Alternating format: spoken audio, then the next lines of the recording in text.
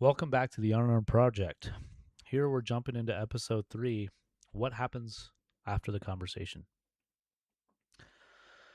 Feels like a very natural place for us to go into since our last episode talked about having the conversations that we don't normally have.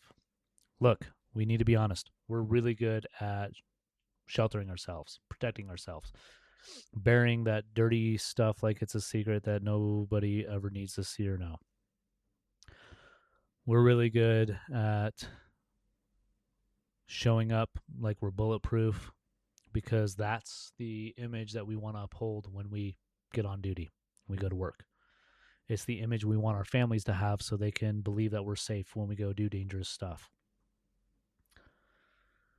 But we don't do dangerous stuff without knowing the risks, right? We don't jump into any operation, whether it's fire operations, police operations, medical operations, military operations, without taking an assessment of what's out there, what we know, what we don't know, the potential hazards, and then using that assessment to make the right decisions so we can get through it with the highest chance of coming out the other side unscathed. My kind of question is, do we do that for ourselves? When we think about having these conversations about I'm not okay or I need help, where do we put the assessment in there? Because I know for me, my threat assessment on that was if I start to talk about this stuff, people are going to think I'm broken. People are not going to trust me. People are not going to believe that I can still do my job. I'm going to be judged. It's not safe to go do this. That's not the reality, right? We all go through stuff. So I'm going to reflect back a little bit. I talked about in episode 1 that this journey for me really hit home with the Unarmored Project concept when I was standing in front of my formation at our welcome home ceremony. We were getting all the magic mental health, emotional health, family health presentations. It was PowerPoint slide with presenter after PowerPoint slide of presenters of people talking about all this wonderful stuff the military has created for us to use so that way we can be better versions of ourselves. And I saw the same glassy eyed looks from all my guys that I had been giving other presenters and other leaders throughout the whole course of my military career because we had a culture problem. And our culture was one that valued strength, valued performance, and did not value vulnerability.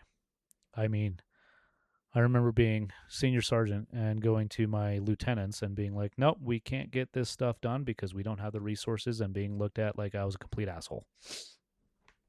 Or giving honest assessments and feedback when being asked if we can put on X, Y, or Z formation for so and so to get their attaboy while we have 50 hours of work that we're behind. And just being honest about resources versus capabilities in an operational setting. And now I'm thinking about how do we show up for ourselves in an emotional setting and expect anybody to think that the military is going to give a damn whether they're having a hard time or not.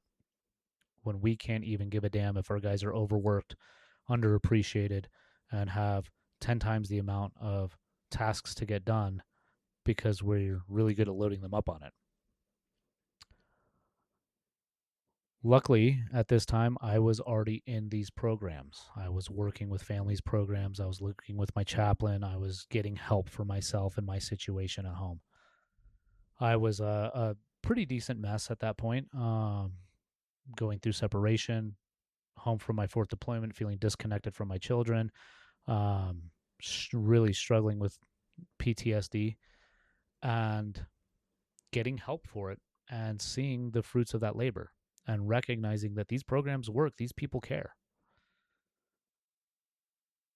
And when I look back on my guys, I just again recognize that there's a missing link here. All right. I stood up for myself. I said, I'm not okay. I took care of myself. I got myself enrolled in these things. Nobody else knows about it. Nobody else can see that. Nobody else is doing it with me. So why would I continue that pattern? If I'm supposed to be a good leader, a sergeant who looks out for his soldiers, why wouldn't I start making these changes for them so that way they can believe in it too? And that's what prompted me to stand up, grab the microphone, and have a conversation with my formation about why these resources matter, why they're there for them, and how I, as their senior NCO, am going to back them when they come up to me and say, I need this and I need the time. That one conversation really shifted everything for me from that day forward when it comes to looking at mental health, emotional health, when it comes to finding connection both in the workplace and at home. From that one moment, I saw the power of vulnerability, saw what it really means to stand up and be a person who says the damn thing out loud that everyone else seems to be afraid to say. And that when we have these conversations, it matters because people connect to it. Nobody, not my leadership, not my peers, not my subordinates, came up to me and called me a pussy, called me out on not being man enough to do my job, said I was a crappy soldier, questioned my ability to do the job or lead. Nobody made any mention of that. Those were all the things I was expecting in my head, that when I stand up and finally say this out loud in front of people, this is how they're going to treat me. Instead, I was met with compassion. I was met with admiration. I was met with people who wanted to have that conversation honestly and openly back.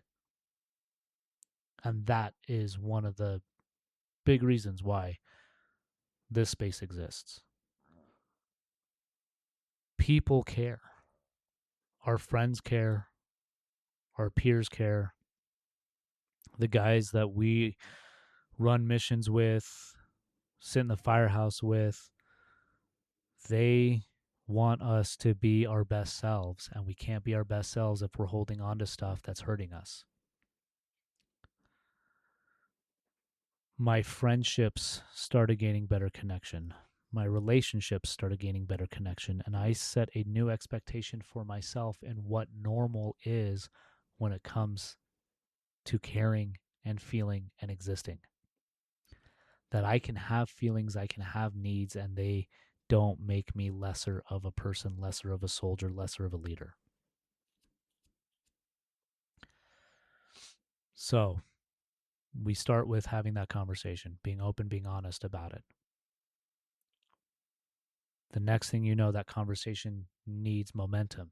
It will create curiosity. People care. And if you bump into that one or two people who don't give a crap, you know what? Screw them. They're not worth it, right? Because the people who matter to us the most, they care.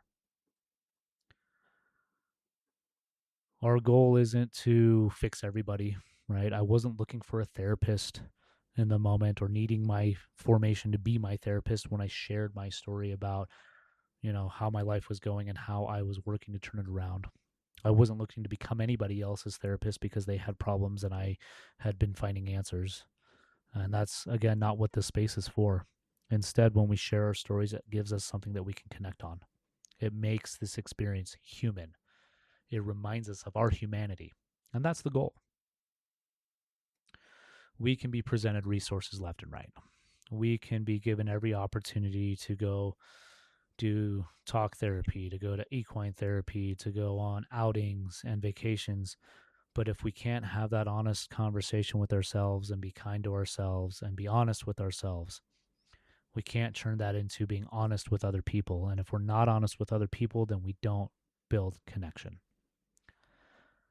There's something really cool in knowing that I'm one of many people that I know who has bad days, who is struggling with things, and who can just have that friendly conversation with my friends about how it's been a shit week, that life has been hard, and they go, "Hey man, I love you. Let me know if you need anything. Like, we got your back." and to be able to do the same thing for them. Before that point, I didn't feel like I had that connection in friendships. I had a hard time connecting with people at a level where I could say, man, I need some help, I need something, and trusting that people would be there for it. I tried to show up for other people like that, and I realized how disingenuous I was being, because while I was happy to show up when other people had needs, I wasn't asking for them to even hear mine. That creates a disconnect. That creates an environment where I'm actually the untrustworthy one, because I'm not opening up. I'm not being honest about stuff. I'm hiding it. I'm burying it. And I'm telling them I'm good. No, I'm good. I got you. You don't have to get me. That's not a real relationship. I've made myself performative, and perhaps have shown them that all I care about is being able to perform, because I'm being disingenuous in where my needs are, where I'm at, and therefore not giving them the genuine experience that they deserve to have with me as a friend. So where does the conversation go? We get up, we start to have it. Really, it comes down to being curious, being honest, being open, being able to share our story, being able to hear other people's stories, being able to take breaths and slow life down enough to let crappy things be crappy. Not necessarily to solve the problems, not to fix anything, just to let it be, let it breathe, let it have space, let it work itself through. When I go to therapy, that's what my therapist does. She sits back, she listens. She'll give a couple pieces of advice, maybe give me a little guiding talk or a little direction, and then asks a curious question and sits back and listens and reminds me that it's okay. It's okay to have bad days. It's okay to have bad thoughts. It's okay for these memories to come through and hit at the most inopportune times. It's okay for traumatic responses to exist, but it's not okay to just hide them and bury them. That we need to let them out. We need to acknowledge them. We need to find ways to move on. That connection with other people matters. So the conversations aren't just about getting that therapeutic outlet, right? That's honestly what therapy is for. That's why we have these resources. But therapy can only hold us accountable to ourselves in that space. It can't help us build connection. It can't help us be part of the team, have a deeper love and understanding for ourselves and other people. The only way we do that is through genuine connection, and genuine connection means honest conversation. Is it scary? Hell yeah, it's scary, especially when it's the first time doing it. But I will let you know, I've been doing this work now for about 15 years. And over the course of that 15 years, I've realized that my friends are my friends. They give a crap about me, and they don't care if I'm being insane or if I'm being funny or if I'm doing a kick-ass job at helping them with whatever project we're doing. They're my friends. They give a crap about me. They're there for me when I need to pick me up, just like I want to be there for them when I need to pick me up. When we start to honestly say, how are you doing, and want to hear a real response, because we're willing to give a real response, those conversations become deeper, they become more meaningful, and they become helpful. And it's really cool. It helps to redefine cultures in these workspaces. When I was recruited into the military, it was resiliency. We're badass, we're invincible, we need to put that on. If you die, you die. We didn't talk about mental health. We didn't talk about our problems. We just acknowledged that they were there. We bottled them up. We drank them away, and we moved on.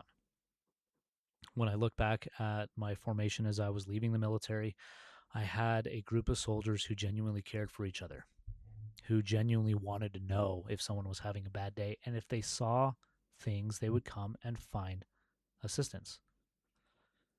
They would genuinely ask each other, how are you doing, man? They would ask me the same thing. Since I made that stand-up opening conversation for my formation, I had multiple individuals come in and genuinely just ask how I was doing every single time I showed up in uniform, from the top down. I had soldiers that I could see looking out for each other, having each other's back more often. coming up to me if they saw something that they felt off and genuinely asking if we could look into it. Not to get somebody in trouble, not to get them off the team, just because they wanted to make sure their buddy was getting taken care of. And they knew that from my position, from my peer leaders' positions, that because we were open, vulnerable, and willing to have the conversations, we were open to being in those conversations ourselves, that we're not out to punish people. We're not out to hurt people for being honest about where they're at. We genuinely care and want to provide resources and get people what they need. My guys worked hard. They did what was asked of them. And the culture there when I left in my retirement was one of people who genuinely had each other's backs, not people who were looking to step up for whatever promotion and would use these vulnerabilities as a way to get that leg up. That never came into consideration for everybody. Everybody worked harder together because they knew that they could trust in one another. They knew that when things were hard, the other person would have their back just like they're going to have theirs. And therefore, we worked better as a team because the reality of that is it created the connection. Just as strong, if not maybe stronger, than the same connection of going into combat together. One of the reasons why I have chosen the fire department I'm with is because I saw a similar culture there too. When I first got hired on, of course I got jacked with as a probie.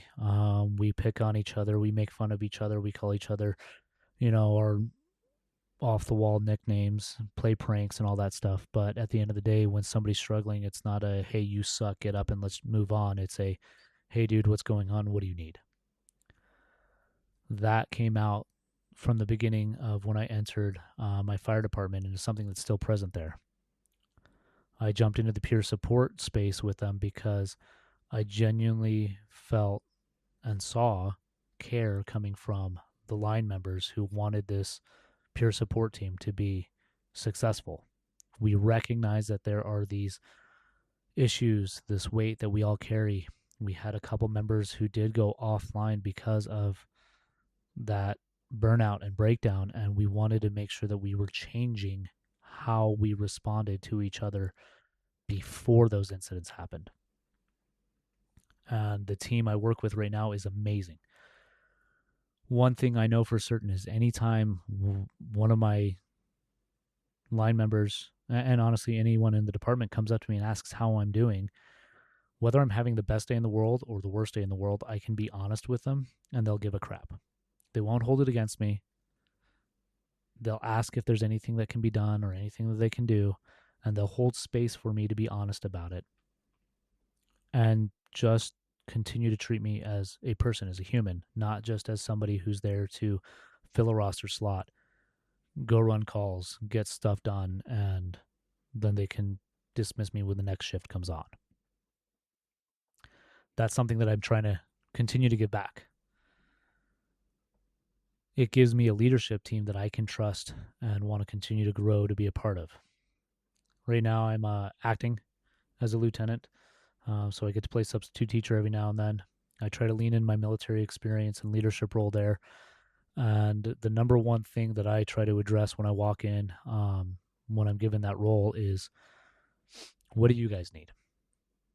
And to generally show care and hold space for what those needs are. If somebody tells me they're on the tail end of a 72 and they just need some rest and don't have the energy to jump into a bunch of stuff, I'm not going to sit there and turn around and be like, well, tough titties, you signed up for it. We're going to go knock out, hose tower training today. It's giving that same care to the crew that everyone, again, has turned around and shown me. And it builds that camaraderie, builds that trust, builds that connection. It helps us know that we want each other to succeed. We want to be at our best when we can take care. So when we combine all this stuff, right, when we have the conversations, when we're open, when we're honest, when we're vulnerable, when we show people that we don't always have to have our armor on, just to get through every single day. It allows that trust to build, allows that connection to build. And really, the whole goal of life, in my mind, is connection with other people. That's how we have friendships. That's how we have relationships. We weren't trained for it, though. I was never trained how to be vulnerable. I was never trained how to have conversations that involved honesty about not being up to snuff or having a hard time. I was trained to get an objective, make an assessment, find an execution plan, and execute. I was trained to have acceptable loss risk. I was trained to do threat analysis. I was trained that when something is daunting and overwhelming, we make the best adjustment to the plan that we can to overcome it, and then we push through it. I brought that mentality, we'll call it a tactical mentality, home. It's the same mentality I use whether I'm running on the ambulance, fire engine, when I was riding around in helicopters, doing medevac, when I was driving around trucks and out on the street, as a grunt medic. I even used that in the hospital when I was working as an ER tech. Of we get the assignment, we figure out what's wrong, we find the way to make the wrong thing better, and then we go attack it. I actually got pulled aside once in the ER. We were working a cardiac arrest, and I started kind of barking orders, I guess, and had my nurse manager at the time pull me aside, and she goes, "AJ, you need to remember this is in the Army. We can ask for things, we can give direction, but we don't bark orders at each other." So even in that space, I showed up with a tactical mindset and mentality. I started trying to execute the way I was trained to, and I kind of got my wee slapped a little bit, learning how to make that adjustment, soften my approach. Then I come home. I have kids. For a number of years, I had a wife, and I would be pressured into feeling like from myself and from knowing, like, at the time my ex-wife was the one home with the kids, I would have this pressure and weight on my shoulders that I have to come home, be ready to execute no matter how tired I am, no matter how busy or bad the shift that I just got done with was, and run this household. And I would try to run it like a military operation, and guess what? Everybody fought me. There's no connection there. The reason why she's my ex is because I sacrifice connection for productivity. Because in my mind at that time in my life, all I knew was that productivity is what got things done. Connectivity, that comes secondary at best. I never learned how to connect. I knew how to be silly. I knew how to tell jokes. I knew how to be friendly, but I didn't know how to be vulnerable.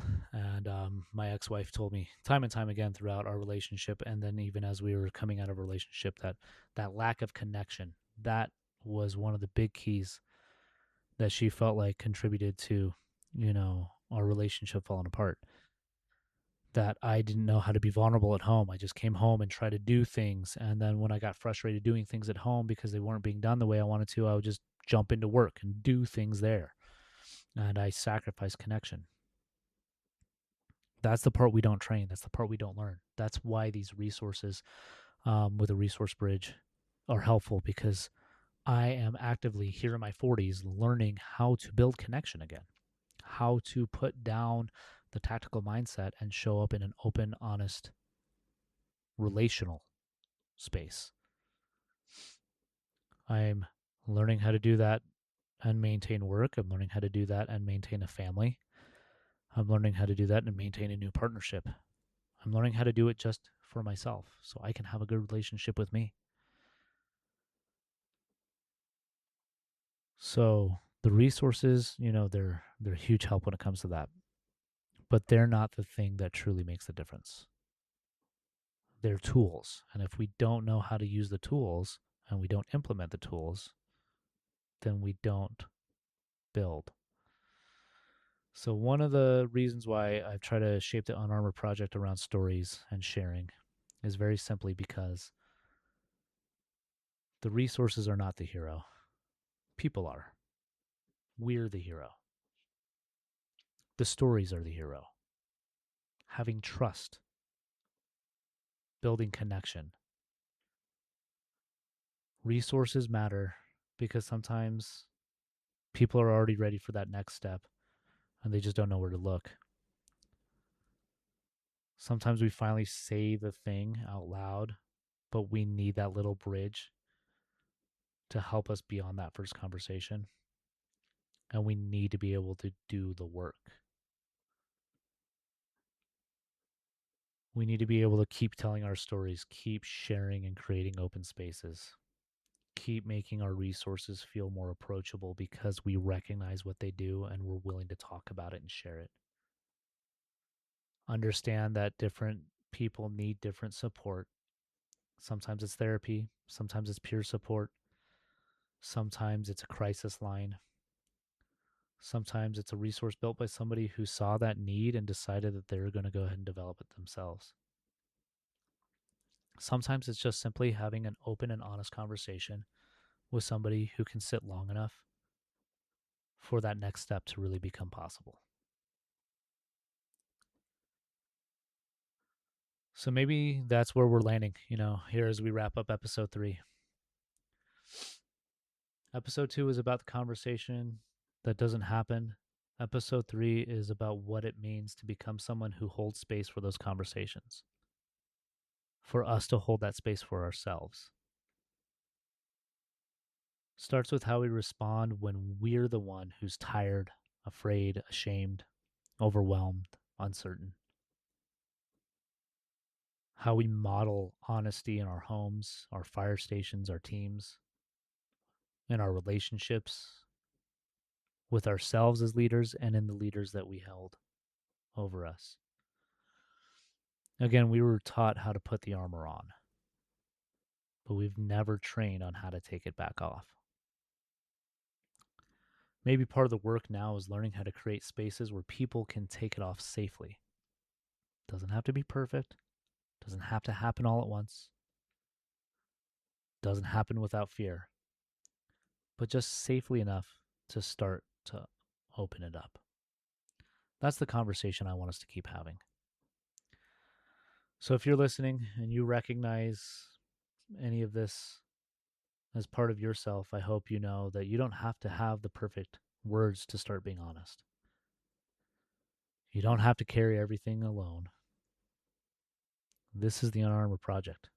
Thank you for being here.